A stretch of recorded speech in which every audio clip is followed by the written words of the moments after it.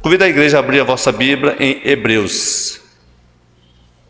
No passado já tive compartilhando esse mesmo texto, e é um texto um dos mais difíceis, mais complexos de Hebreus, que é o Hebreus capítulo 6. Diz assim: por isso, pondo de parte os princípios elementares da doutrina de Cristo, deixemo-nos levar para o que é perfeito, não lançando de novo a base do arrependimento de obras mortas e da fé em Deus, o ensino de batismo e da imposição de mãos, da ressurreição dos mortos e do juízo eterno. Isso faremos se Deus permitir. É impossível, pois aqueles que uma vez foram iluminados e provaram o dom celestial e se tornaram participantes do Espírito Santo e provaram a boa palavra de Deus e os poderes do mundo vindouro e caíram sim, é impossível outra vez renová-lo para arrependimento, visto que de novo estão crucificando para si mesmo o Filho de Deus e expondo a ignomia.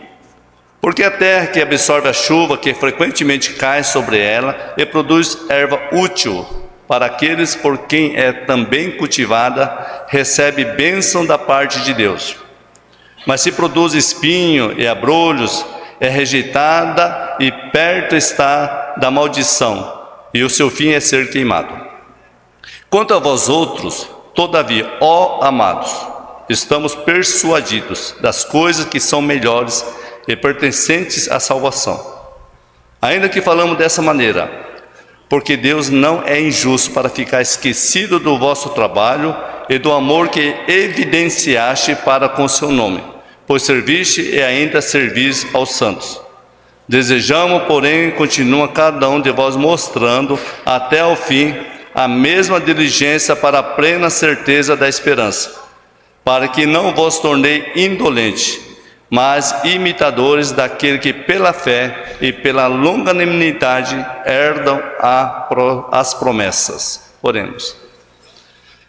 Obrigado, Deus, pela Tua palavra tão poderosa.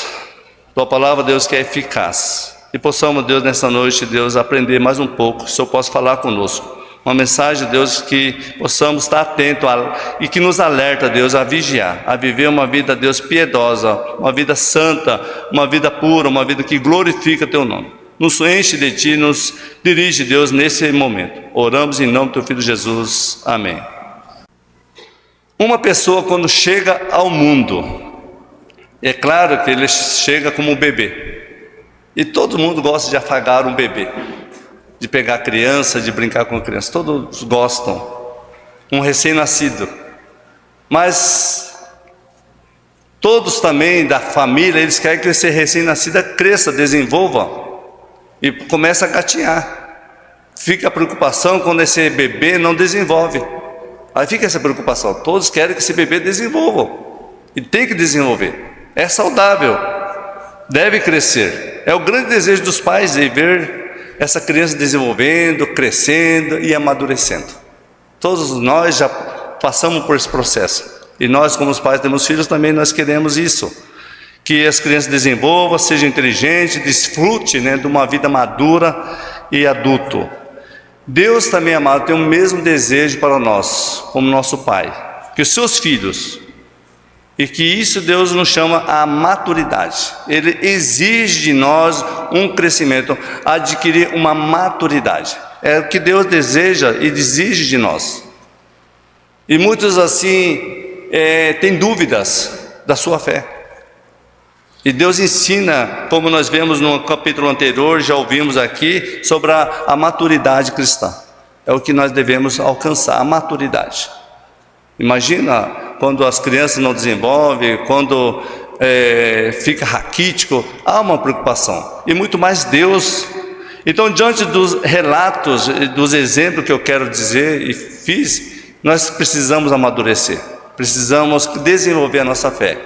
Senão nós podemos ser chamados como criança recém-nascida que sempre precisa tomar o leite. O leite nós não precisamos, nós devemos desenvolver. Então, amados, Deus chama a maturidade espiritual, como nós lemos aqui em Hebreus capítulo 6. Do versículo 1 a 3, esse texto nos alerta dos perigos espirituais que deve ser crucial em toda parte das nossas vidas.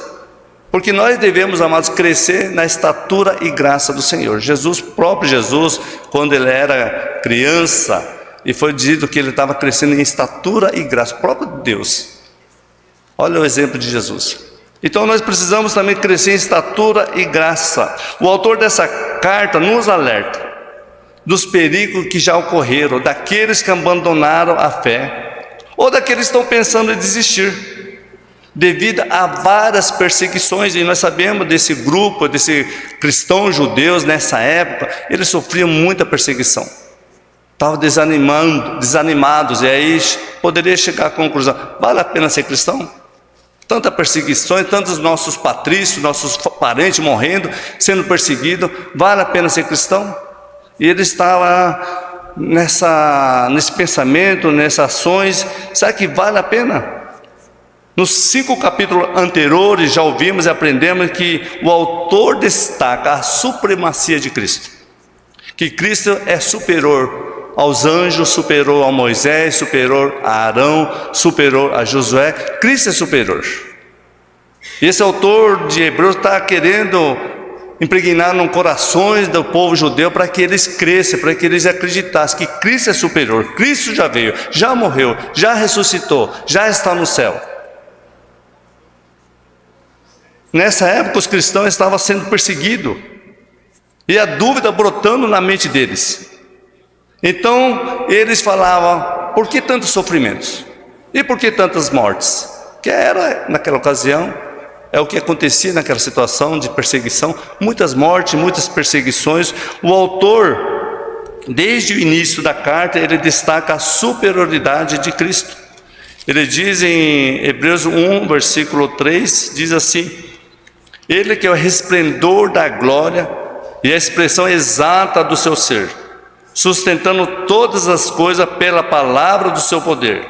Depois de ter feito a purificação dos pecados, assentou-se à direita da majestade nas alturas, tendo se tornado tão superior aos anjos, quanto herdou mais excelente nome do que ele. Jesus Cristo veio, consumou tudo. Ele é o autor e consumador da fé.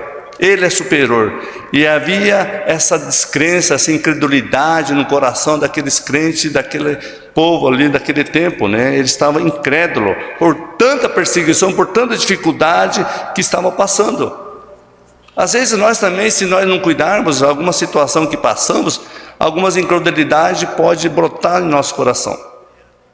Quando nós vemos horrores em nosso lado, quando vemos desastres, acidente, guerra, nós ficamos às vezes incrédulos.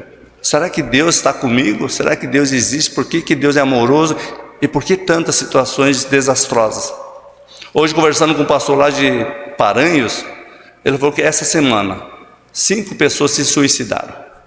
Hoje uma jovem de 15 anos se suicidou, uma jovem bonita, de boa aparência. Então, quantas pessoas se perdendo, se suicidando? E a mãe dessa jovem que se suicidou hoje, ela passou o facão no pescoço dela, queria se matar também, e está lá na UTI. Olha, amados, quantas pessoas se dominadas pelo Satanás.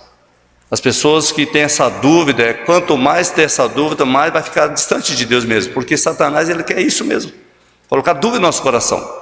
E que nós afastamos da igreja, afastamos do Senhor e chutamos o balde, que é mais fácil muitas vezes do que perseverar, do que se humilhar, do que pedir perdão, do que tolerar. Então esse povo hebreus aqui, esses judeus crentes aqui, eles estavam assim nessa situação. No capítulo 5 do versículo 11, o autor diz aqui: a respeito temos muitas coisas que dizer, e difícil de explicar, porquanto vós tendes tornado tardio de ouvir. Então esse povo aqui, ele estava assim, ouvindo, vendo a supremacia de Cristo, os sinais, maravilha que foi operado no meio deles, não tinha dúvida, mas havia essa dúvida. E era tardio de ouvir, tinha uma dificuldade de aceitar as coisas. Segundo Simon Kistemaker, o assunto difícil de explicar. Não por causa da inabilidade do escritor, mas por causa da incapacidade de compreensão do leitor. Então, amados, nós temos um exemplo em nossa rotina diária. Às vezes o grande trabalha com mão de obra, GC, e vai ensinar alguém para assentar tijolo. Se a pessoa tiver disposição, vai aprender. Mas tem pessoas que não quer aprender. Outras situações que você ensina a pessoa, não se dedicam e não aprendem. E não adianta você se esforçar. A pessoa também precisa querer aprender, se dedicar. Então nós vemos que há situações difíceis de explicar, mas se a pessoa se dedicar, se esforçar, se empenhar, tudo ela pode ter um resultado favorável, mas precisa se esforçar. Então, amados, o básico, no versículo 1, por isso, pondo de parte os princípios elementares da doutrina de Cristo, o básico do Evangelho é arrependimento e fé, o básico. Como um básico da fundação de uma construção. Precisa ter o básico. Depois começa a levantar. Então, para início do Evangelho, início da vida cristã, é arrependimento e fé. Os princípios elementares da doutrina de Cristo. A outra versão, talvez alguma versão está rudimentos. Tem uma variedade de significado que na gramática significa a letra do alfabeto. Então, a base do Evangelho é arrependimento e fé. É o abecedário. O início do ministério de Jesus, quando ele diz em Marcos 1,15, o reino de Deus está próximo, arrependei-vos e crede no Evangelho. É o básico do Evangelho. Jesus começa, arrependei-vos e crede no Evangelho. É simples. E por que as pessoas complicam? Então nós vemos que o básico do Evangelho é aqui, algumas pessoas estavam colocando de parte os princípios elementares de Cristo, querendo buscar outras coisas. O início do ministério de Jesus, ele ensina isso. No início aprendemos o abecedário do Evangelho, igual quando aprendemos a ler e escrever. Quando nós vamos na escola, começa a aprender a ler, a escrever. É normal isso aí. Então, na mesma situação dos que começam a vida com Cristo, também começa gateando. Começa a aprender as doutrinas e vai desenvolvendo essa fé. Isso é início da vida cristã. A intenção do autor, amado, é que haja crescimento daqueles que já haviam professado a sua fé, porque não devemos ficar no evangélico básico, mas avançar para as coisas melhores. Ninguém fica todo o tempo no ensino infantil. Você não vai deixar a sua criança, no caso o Emanuel, vai ficar todo o tempo num jardim de infância. Ele precisa sair. Nós também precisamos desenvolver, sabendo, amado, que Deus que dá capacidade para progredir. Então, no versículo 1, deixemos-nos levar para o que é perfeito, quando se sujeitarmos a Ele e recebendo a sua palavra e pôr em prática. Nós recebemos a palavra de Deus, mas não pode ficar só no coração, ou às vezes só na mente. Ela tem que estar guardada no coração, claro, mas só na mente. Nós precisamos desenvolver, nós precisamos praticar, precisamos mostrar que nós estamos entendendo, que nós estamos desenvolvendo a nossa fé. Agora, se nós ficarmos só na mente, nós podemos ficar talvez arrogantes, nós ensoberbecer-se do conhecimento que temos, mas não desenvolver na prática, não vale a pena, não tem valor nenhum. Um bebê, amado, não cresce por força de vontade. Ele cresce à medida que se alimenta. Ele dorme e exercita-se, segundo o ritmo natural. No Antigo Testamento, o judeu considerava como oráculos de Deus a base da sua verdadeira religião. E esses oráculos apontavam para Cristo. Então, já havia uma profecia de Deus do Antigo Testamento que Jesus viria. E o povo judeu, ele defendia, eles têm a base como oráculos de Deus do Antigo Testamento. E já apontava para Cristo, que Cristo viria, que Cristo viria morrer, padecer e ressuscitaria. Tudo apontava e se cumpriu. Nesse tempo aqui do autor, quando ele escreve, tudo isso já tinha acontecido. pois a base já tinha lançado. Havia então uma espera, uma disposição, e Deus exigia daquele povo judeu para que desenvolvesse a sua fé, não ficasse só na base elementar. O autor exorta a progredir na fé, porque a base já foi lançada. Já houve conversão mediante o arrependimento e fé. Então, por que havia ainda alguns que estavam gateando? Porque já tinha sido lançada a base. Como eu disse, no edifício, primeiro se lança a base. Depois vai levantando as paredes, para que se torne um edifício. E nós também entendemos, já ouvimos uma palavra de fé, do perdão. Nós não podemos ficar acomodado ou talvez estagnado. Voltar às velhas práticas, amados, o arrependimento das obras mortas e fé em Deus, como diz aqui, deixemos nos levar para o que é perfeito, e não lançando de novo a base do arrependimento de obras mortas da fé em Deus. Voltar às velhas práticas, o arrependimento das obras mortas e fé em Deus, é querer invalidar o que Jesus fez com toda a perfeição. Tudo na cruz foi consumado, tudo. Pode ser, amados, que os judeus estavam querendo voltar ao judaísmo. Pode ser que eles queriam voltar ao judaísmo para evitar perseguições, ou mesmo se arrependeram de vir para Cristo. Como é que nós deixamos o judaísmo, deixamos as velhas práticas e voltar para Jesus? Estava arrependido, ignorando a base do evangelho, que é arrependimento e fé, que é o início da vida espiritual. O arrependimento, amado, é a grande mensagem do Antigo e Novo Testamento, pois envolve mudança de vida. Arrependimento envolve tristeza pelo seu pecado. Mas esses homens, esses crentes aqui, queriam voltar, desejavam voltar às velhas práticas, afirmar crer em Deus, e eles de fato, eles falaram que criam em Deus, mas não criam na obra perfeita de Cristo. Dessa forma, amado, esses crentes judeus, eles demonstravam que a fé deles era imperfeita, incompletas e insuficiente, o qual jamais entraria para o descanso de Deus.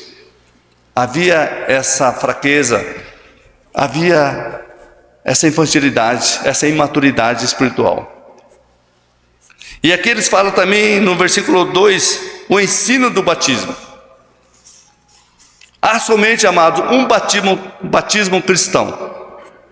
É a nossa identificação com Cristo e sua morte, sepultamento e ressurreição. Quando nós batizamos, simbolizamos, nós morremos para o mundo e vivemos para Cristo. Pode ser que o autor poderia se referir a outro batismo, como lavagem de objeto ou pessoas, ou cerimônia da purificação, ou mesmo batismo de João, que estava presente nos primeiros anos da igreja. Mas Jesus, em Hebreus 9:10, fala que em Jesus, todas aquelas abluções, os quais não passam da ordenança de carne, em Cristo, amados, cessaram de existir. Em Cristo há novidade de vida. Todos esses rituais era figura de purificação definitiva que Jesus fez. Essa prática de judaísmo se consumaria no cristianismo, na nova vida com Jesus. Tudo se fez novo. E ainda ele estava preso às leis de Moisés, preso às cerimoniais, e não estava desenvolvendo a sua fé, não estava progredindo. Nós também nos chama alerta que nós precisamos desenvolver nossa fé. Nós fomos batizados. Se fomos batizados, nós precisamos progredir, desenvolver a nossa fé. Havia também, como diz no versículo 2, a imposição de mãos. Simboliza uma bênção compartilhada, ou uma consagração de uma pessoa. Nós sabemos quando uma criança é recém-nascida, nós consagramos alguém que vai colocar a mão, ou às vezes nós abençoamos nossos filhos, pôr a mão não é errado. Os apóstolos faziam isso, quando colocavam a mão sobre alguns, era cheio do Espírito Santo. Quando Pedro e João impuseram a mão sobre o samaritano, esse receberam o Espírito Santo. E as outras ações, que alguns que colocavam a mão, impunham a mão, eram curados. Já no Antigo Testamento, era ensinado que eram levados animais para ser sacrificado, e o sacerdote impunha a mão sobre os animais, ao declarar o pecado do ofertante, e esse pecado era sacrificado o animal. O ofertante declarava pecador e jogava sobre o animal, e esse animal era sacrificado para que o pecado do ofertante fosse perdoado. E era assim, era feito, era exigência de Deus, é o que Deus ensinou no passado. O animal era sacrificado e perdoado o pecador, o pecado do pecador. Ao ver Jesus, amado, o símbolo do cordeiro, que de fato Jesus simboliza o símbolo, o cordeiro de Deus que tira o pecado do mundo, o Pai lançou sobre o seu Filho todo o pecado da humanidade. E o único sacrifício que foi perfeito. Dessa forma, aboliu as cerimoniais do sacrifício de animais para sempre. E não haveria mais necessidade de jogar o pecado em algum animal, porque Jesus carregou tudo sobre si. E aqueles crentes judeus que estavam presos no judaísmo queriam voltar nessas velhas práticas, porque isso já estava abolido. Jesus consumou, a lei se completou em Jesus, e esse povo estava preso no passado, querendo voltar a conhecer o Jesus, viram aquilo que aconteceu na vida deles e querendo voltar às velhas práticas. Também fala aqui no versículo 2, ressurreição dos mortos. O judeu acreditava na ressurreição dos mortos, referindo-se ao futuro. Isaías 26:19, conforme diz lá. Tanto o judeu ortodoxo e cristão cremos nessa doutrina. O Antigo Testamento ensina uma ressurreição geral, mas não detalha esse preceito. E no Novo Testamento, Cristo já ressuscitou, como primícia dos que dormem. Portanto, amado, todos, quando Ele voltar, todos os mortos ouvirão e sairão dos túmulos, uns para a ressurreição da vida e outro para a ressurreição do juízo. Nós cremos na ressurreição dos mortos. Quando Jesus vir, os mortos em Cristo ressuscitarão primeiro. E nós, os vivos, quando Jesus vier arrebatar a sua igreja, iremos encontrar com Cristo. Então haverá uma ressurreição dos mortos, os que vão encontrar com Deus e gozarão da vida eterna, e também aqueles que vão ser condenados no inferno. O cristão deveria lembrar que Cristo é a raiz, o centro e a origem. Então deixe todos os rudimentos e desenvolva a fé, pois Jesus é o fim de todas as coisas. Cristo é superior, Cristo já fez tudo. Não tem nada que nós precisamos fazer mais para sermos salvos. Cristo já fez por nós. Precisamos apenas obedecer. Ele já fez tudo, Ele deu sua vida, Ele morreu por nós. E ainda alguns duvidam ainda do seu sacrifício, como esses crentes aqui no passado. Também fala aqui do versículo juízo eterno, ou juízo final. Os judeus também acreditavam no juízo final. Sabiam que Deus julgaria tanto os vivos como os mortos. Em Atos 17, 30 e 31. Agora os judeus deveriam entender que Jesus Cristo, Ele virá e julgará toda a terra, Ele virá como juiz. Nessa ocasião, amados, Jesus veio como Salvador. Agora Ele não virá mais como Salvador, Ele virá como juiz para julgar. Tudo aponta para Jesus, que as promessas de Cristo, Ele retornará para julgar os vivos e os mortos. Amados, Ele é a consumação de todas essas promessas. Os judeus sempre voltavam às leis judaicas. Isso atraía os judeus. Isso tentava os judeus a não olhar mais para Cristo, mas voltar às leis judaicas. Isso tentava eles. O mundo tenta você? Há uma tentação de voltar às velhas práticas? Algum vício que te domina? É uma tentação, se você não estiver aos pés de Cristo, você pode ser tentado. Esses judeus estavam sendo tentados a voltar e estavam voltando. E no versículo 3, isso faremos, se Deus permitir. Calvino interpreta da seguinte forma: é como ele dissesse aqui: não pode haver procrastinação, porque nem haverá oportunidade de progresso. Não se acha no poder do homem arrancar-se do ponto de partida ao sabor de sua partida. O avanço de sua vontade, o avanço da nossa trajetória é o dom especial de Deus. Essa frase, se faremos, se Deus permitir, reconhece a necessidade da ajuda de Deus para aprender e ensinar a doutrina cristã. Amados, é hora de avançar. Permita que Deus nos leve à maturidade. Não devemos procrastinar. Estava vendo um exemplo das pessoas que hoje, muitos jovens, e se nós não cuidarmos, nós podemos procrastinar. Você levanta 8 horas para... Eu vou estudar hoje. Os adolescentes têm que fazer prova. Aí 8 horas eu vou estudar. Aí ele começa a olhar a internet, celular. Daqui um pouco já é 10 horas. Aí deu vontade de comer um lanche, eu vou lá comer um lanche. Aí ele vai lá e come um lanche. Aí agora eu vou começar a estudar, agora é hora de começar, 10h40. Mas 10h40 ele olha que de repente algum e-mail, ou talvez alguma encomenda, ele olha se chegou alguma encomenda. Quando viu, meio-dia, vixe, não fiz nada, não deu tempo para fazer nada. Procrastinou, ficou perdendo tempo. E muitas vezes nós perdemos o tempo com bobeira. Nós muitas vezes deixamos o ideal, é buscar Deus, priorizar Deus. E fazemos muitas coisas que nada nos preenche.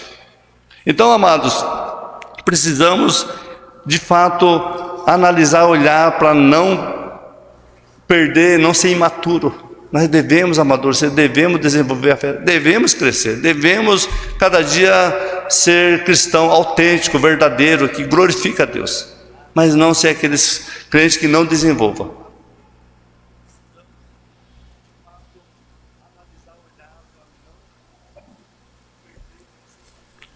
No versículo 4 e 6, é um versículo bem complexo, e aqui quero falar um pouco de uma história, o campeão da convicção.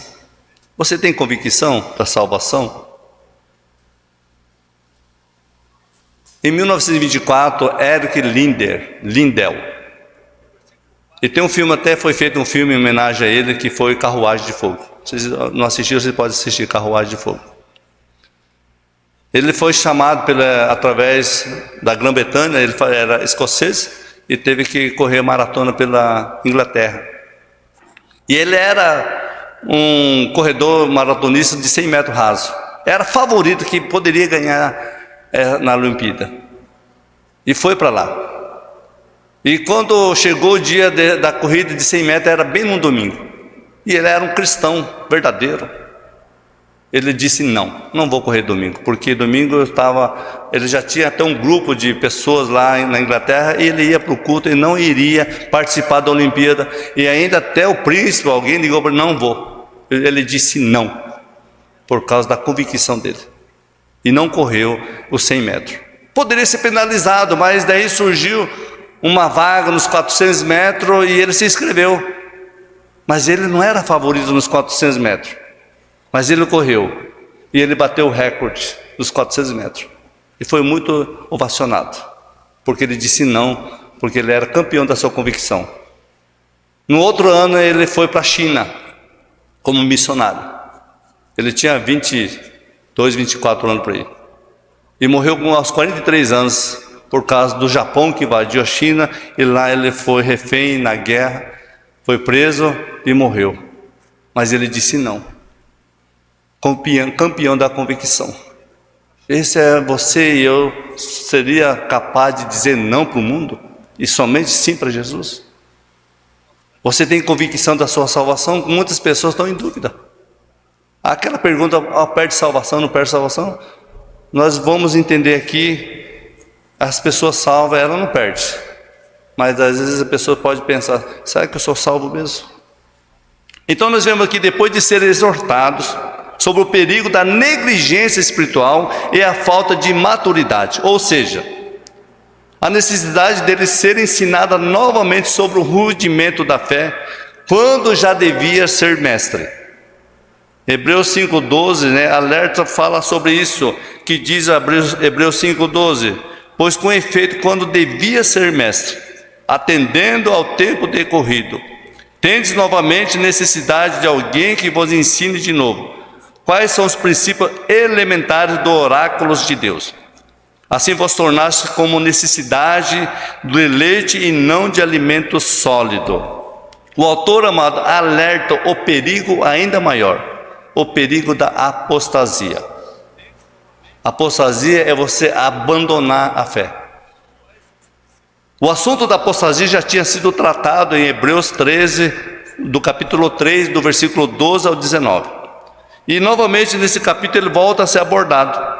Philip Hughes diz que o perigo da apostasia não é uma ameaça imaginária, mas real. Se assim for, essa demonstração seria desnecessária e ridícula. Então, amado, esse assunto traz muito aflição em nossos corações. Traz aflição quando é indevidamente interpretado e aplicado. E surge dúvida da salvação. Será que aquelas pessoas foram convertidas ou convencidas? Sabe quando você não quer fazer uma coisa e você é convencida? A pessoa vem e te convence. Você não queria fazer um negócio, sei o que, o cara vem te tanto falar que te convence e depois você vê que fez um mau negócio. Muitas pessoas também na fé cristã foram só convencidos, mas não convertidas. O que é convertir? Conversão é mudança de vida, é uma transformação. Então muitas pessoas foram convencidas e se desesperam por ter cometido algum pecado imperdoável. Será que eu vou para o céu porque eu fiz um pecado imperdoável? Deus não vai me perdoar? Tem essa dúvida. A Bíblia fala que Jesus pagou todos os nossos pecados. Jesus carregou sobre si todas as nossas transgressões. Então nós temos que crer na obra de Cristo. O autor alerta dos que dizem ser cristão e não sejam verdadeiramente nascidos de novo, e nem os que de fato são cristãos autênticos, perca que Deus já preparou para aqueles que o amam. Olha só, amados, o autor alerta aquelas pessoas que de fato não nasceram de novo, mas daquelas pessoas que nasceram verdadeiramente e não vai perder sua salvação, porque de fato são cristãos autênticos. Iremos então entrar num assunto bem complexo. O verdadeiro significado dessa passagem, podemos assegurar que novos confrontos virão sobre esse assunto. Vai vir outros confrontos e dúvidas, as pessoas vão discutir sobre esse assunto. A grande questão: um crente salvo pode cair da graça e se perder eternamente? Estaria contradizendo essas passagens dos textos quando são claros sobre a perseverança do santo? Poderia ser arrebatado das mãos de Cristo, aquele que recebeu a vida eterna? Pode alguém estar no caminho, no céu um dia, e depois rumando para o inferno? Poderia ser filho de Deus de dia e de noite filho do diabo? Pode alguém afastar do amor de Cristo? É possível alguém te afastar do amor de Cristo? Será que essa passagem deita por terra todo edifício de segurança dos salvos? Conforme Hernandes Dias Lopes comentou. Mas há uma distinção, amado, de um membro de uma igreja visível e um membro de uma igreja invisível. Uma pessoa pode entrar em uma igreja visível, ser batizado, ter comunhão com os crentes, pregar, ensinar, fazer parte da liderança, ocupar alguns ministeriais, mas depois sair da igreja e morrer no pecado. Quando isso acontece, não devemos questionar a veracidade da doutrina da segurança dos salvos, mas a real experiência dessa pessoa. Então muitas vezes nós não podemos olhar a doutrina, o ensino da igreja, mas a vida da pessoa. Mas não cabe nós julgar quem é salvo e quem não é salvo.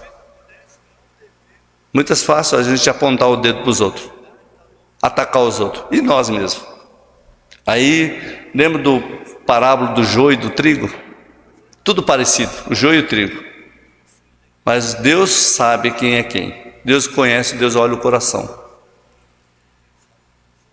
Uma pessoa que estava no meio de Jesus e andou durante 3 anos é Judas Iscariote. Ele era discípulo de Jesus. Ele viu todas as doutrinas de Jesus, aprendeu tudo de perto, não de longe, de perto. Viu os milagres de Jesus, viu os ensinos de Jesus, Jesus alimentando 5.000 pessoas. Mas ele não era convertido. Alguém que traiu Jesus. Era um discípulo de Jesus, mas não se converteu. Demas fala também que era cooperador de Paulo, mas no presente século abandonou Paulo. Então tem aquelas pessoas que pulam do barco, abandonam a fé, não persevera, desiste fácil. Você conhece aquelas pessoas que desistem fácil? Pior quando desiste do caminho, da caminhada cristã. Em 1 João 2,19 diz assim, João diz: eles saíram do nosso meio, entretanto não eram dos nossos, porque se tivesse sido dos nossos, teriam permanecido conosco. Todavia, eles se foram para que ficasse manifesto que nenhum deles é do nosso. Os que saem, os que não permanecem, é porque não são dos nossos, conforme o próprio apóstolo João fala, porque não são dos nossos.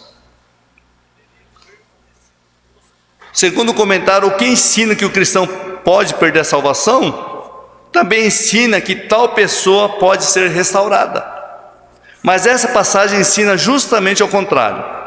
O texto diz claramente, é impossível outra vez renová-lo ao arrependimento. Em outras palavras, esse texto refere-se à apostasia. Uma vez que alguém rejeita Cristo, não pode ser restaurada a salvação. Perde-se para sempre, pois nunca obteve. Como pode perder alguém que nunca teve? Como alguém pode perder se não teve? Então pode ser que a pessoa nunca foi salva, nunca teve a salvação, por isso que nunca obteve. Outros afirmam que o indivíduo referido nessa passagem não era cristão autêntico. Havia cooperado com o Espírito Santo até certo ponto. Sabe quando é conveniente para você? Enquanto o astrologista está servindo para mim, você é amigo dele. No dia que o astrologista não servir mais para mim, não quero ser mais amigo. Quando que é conveniente para você?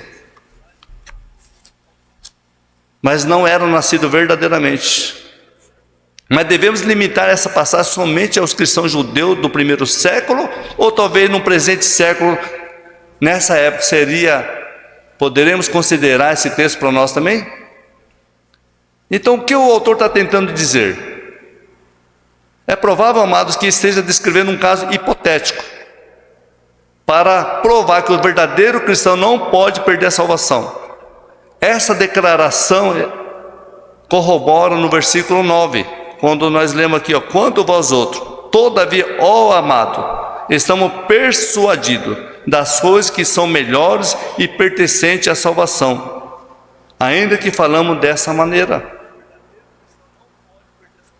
Na confissão do Westminster diz assim, sobre os não eleitos: posto que seja chamado pelo ministério da palavra e tenha algumas das operações comuns do Espírito, contudo nunca chega a Cristo, portanto não pode ser salvo e nem em outro meios. Mateus 13,14 diz: ouvirei com o ouvido e de nenhum modo entendereis, verei com os olhos e de nenhum modo percebereis. Quantas pessoas estão cegas? Ouve e não entende. O próprio Jesus disse, nem todos que me chamam Senhor, Senhor entrarão no reino do céu, mas aquele que faz a vontade do Pai. Quais circunstâncias, amado, agravante que torna algum pecado mais odioso do que do outro? A circunstância mais agravante, conforme do Westminster, ele diz assim, a circunstância mais agravante é quando as pessoas que conhecem e sabem da verdade praticam totalmente errado. Se tem experiência, ouviram, tiveram oportunidade e desprezaram a verdade. Jesus fala em Lucas 12, 47, aquele que serve, que conheceu a vontade do seu Senhor e não aprontou e nem fez segundo a sua vontade, será punido com muitos açoites. Para quem é muito dado, muito será cobrado. Então, amados, se os ofensores foram diretamente contra Deus, seus atributos e Cristo, contra Cristo e sua graça, contra o Espírito Santo, contra os superiores, a quem devemos favores, contra os crentes, especialmente contra irmãos fracos ou qualquer outro, e contra bem de muitos, nós seremos penalizados. Quando nós somos tropeço para as pessoas, mau exemplo para as pessoas, nós seremos penalizados. Precisamos olhar para nós, onde estamos errados, e voltar, se arrepender. Dá exemplo de Ananias e Safira. Ananias e Safira, eles prometeram que eles iam dar um dia uma oferta para Deus. E na hora de dar, eles se arrependeram. Não, é muito dinheiro que estou dando. Eles deram uma parte, mas eles tinham proposto no coração, falado, anunciado que eles dariam um bom valor. Depois eles reteve. E aí, quando chegou lá, Pedro pergunta para ele, mas não era um valor que você tinha medido? Não, sim, mas não deu certo, não. Mas você mentiu, não estão mentindo para nós, você mentiu para o Espírito Santo. E na mesma hora, Ananias morreu. Passou 3 horas, veio a mulher dele procurando o esposo. Pergunta para ela de novo, como que foi vendido? Ela mentiu também, morreu na mesma hora. Aí Pedro fala, você não mentiu para nós, mentiu para o Espírito Santo. Em Mateus 18,6 diz, qualquer que fizer tropeçar um desse pequenino que crê em mim, melhor fosse pendurado ao pescoço uma grande pedra de moinho e fosse afogado na profundeza do mar. Então, amado, nós temos responsabilidade com o nosso próximo. Nós temos responsabilidade com a nossa família, com a sociedade, com a igreja, com os nossos filhos. Temos responsabilidade.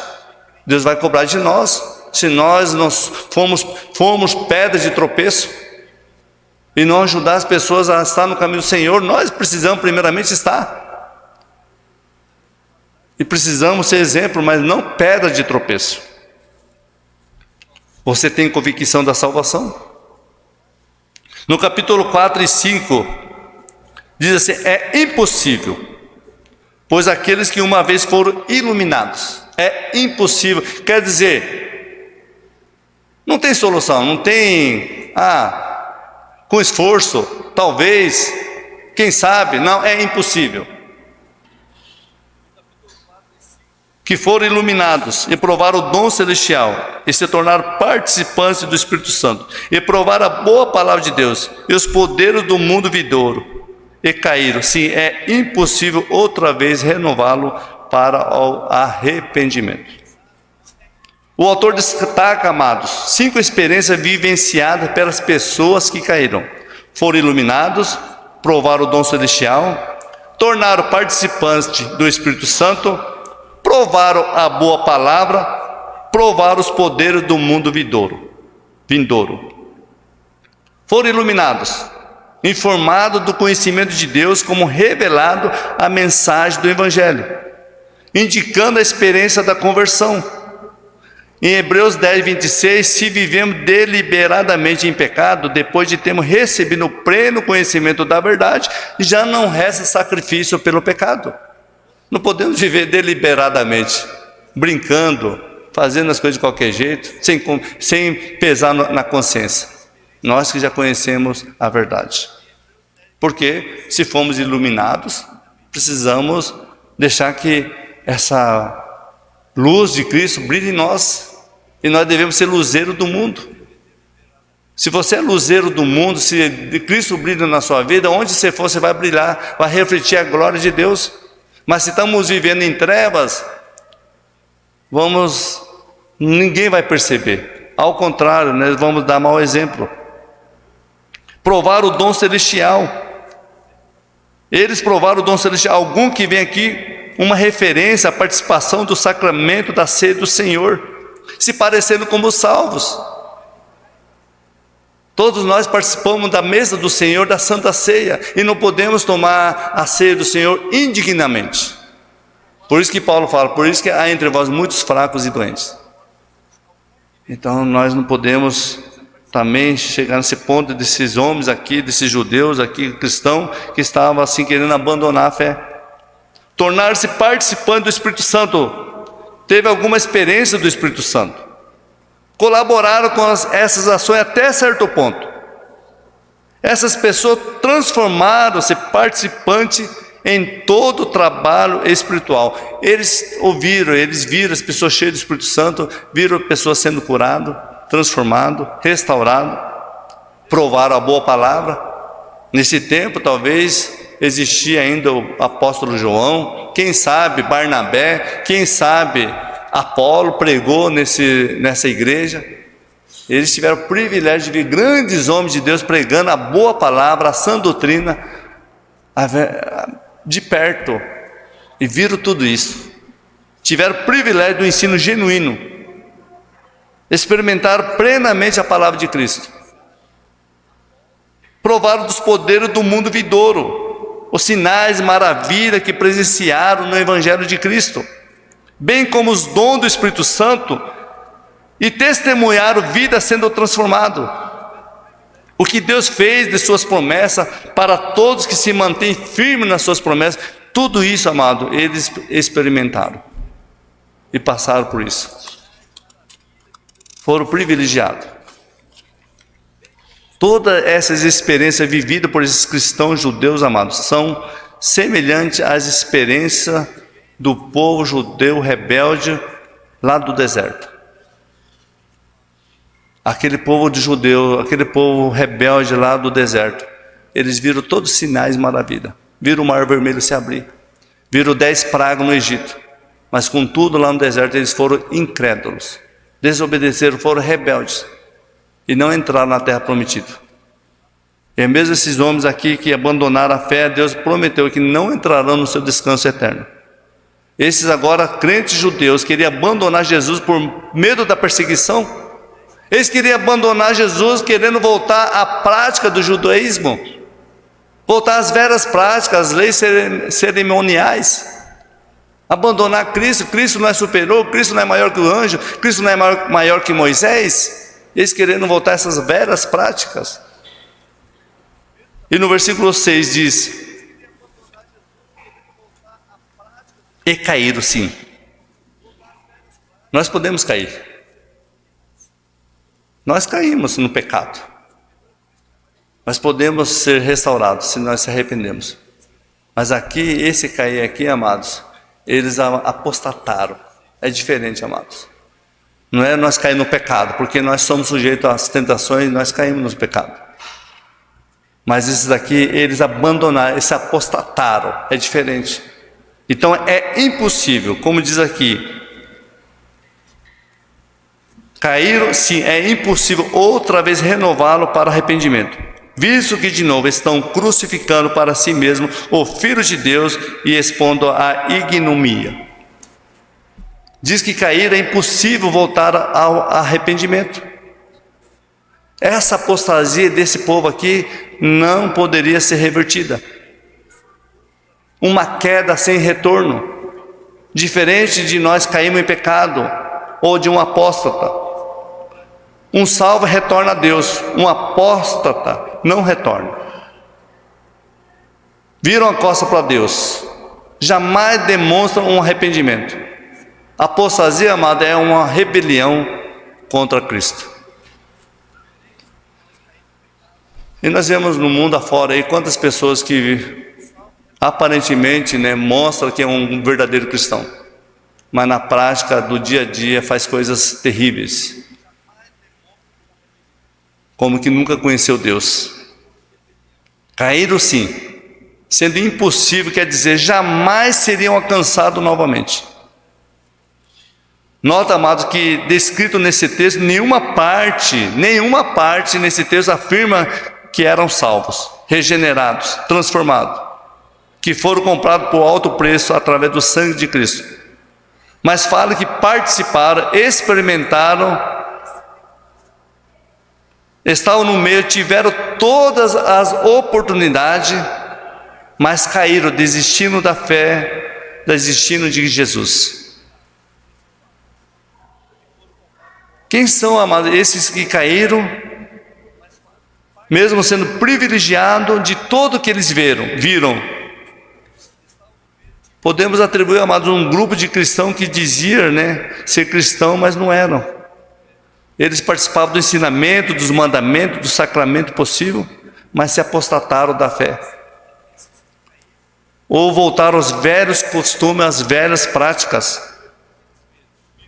Nós não vemos muitas pessoas hoje que já experimentou do amor de Cristo e depois não permanece. É como aquele Jesus, quando Jesus contou a parábola da semente, aquela que recebeu à beira do caminho, ou que recebeu entre os espinhos, ou entre as pedras, recebe com alegria, à beira do caminho, não tem profundidade, logo o inimigo vem, rouba do seu coração a palavra de Deus e não produz. Das 4 sementes, só apenas um que floresceu, deu fruto. Mas das 3 sementes, dos 3 exemplos que recebeu na beira do caminho, no meio das pedras, entre os espinhos, ninguém permaneceu. É difícil ser cristão? É difícil perseverar? É difícil manter a fé viva no Senhor? É difícil? Com suas forças e a minha força nós jamais vamos conseguir. Mas se nós deixamos Cristo nos mudar, Cristo nos dirigir, nos fortalecer, é possível sermos vitoriosos. Amém? Mas precisamos deixar Jesus, seu Senhor, centro das nossas vidas. Veja que o livro de Hebreu é especificamente escrito para os judeus. E muitos que viveram para a comunidade cristã confessaram publicamente a sua fé, como se já fossem alguns dos nossos, mas não perseveraram. Eles voltaram à prática do judaísmo, da velha aliança, dos ritos cerimoniais, porque essas coisas atraíam mais eles do que uma simples fé. Talvez a fé que nós temos em Cristo é uma fé abstrata, talvez não palpável. A gente talvez queria pegar na mão, como os judeus, eles poderiam pegar na mão. Parece sem graça, sem expectativa. É esse sentimento talvez esses judeus tinham, porque não tinha fé em Cristo. Eles estavam vivendo pelo que eles viam. E muitos de nós, se nós não cuidarmos, nós vamos viver pelo aquilo que a gente vê. Não a fé em Jesus. A fé, amada, é a certeza das coisas que você espera e a convicção dos fatos que não se vê. E sem fé é impossível agradar a Deus. Precisamos ter fé em Deus. Eu não sei o que vai acontecer amanhã, mas eu sei que Deus está no controle. Amém?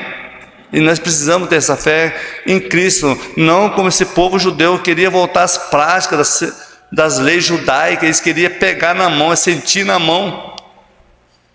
Isso é desprezar Cristo, isso é apostatar de Cristo, isso é ofender Jesus com suas práticas, com seus erros, com suas ideologias e não aquilo que a Bíblia ensina. Todos nós temos alguns pensamentos, alguma opinião, mas jamais deve ser fora contrária à palavra de Deus. Ela deve ser a nossa bússola, nossa direção. Então, amado, fica esse texto. Não quero mais alongar, porque eu citei até o versículo 12, mas no próximo domingo nós podemos concluir. Fica esse alerta para nós, dos perigos eminentes que circulam. Muitas pessoas que já ouviram a palavra de Deus, a boa palavra, participaram, se envolveram. Eu e você conhecemos das pessoas que desistiram da caminhada. Então nós precisamos olhar para nós mesmos. Deus, me ajuda a manter a retidão, o temor ao Senhor, a fidelidade ao Senhor. Se esse povo aqui abandonar a fé, se apostatar, eu não quero jamais. Vamos fazer como Josué: eu e a minha casa serviremos ao Senhor. Mas busca ao Senhor todo o tempo. Lembre-se, amado, nossas forças, nós somos limitados, nós não vamos a lugar nenhum. Mas se nós deixar Jesus ser o Senhor das nossas vidas, e Ele, Jesus no nosso barco, tudo vai muito bem. Pode vir ondas, vendaval, tempestade, mas não seremos destruídos. afundados, porque Jesus é o nosso piloto. Amém?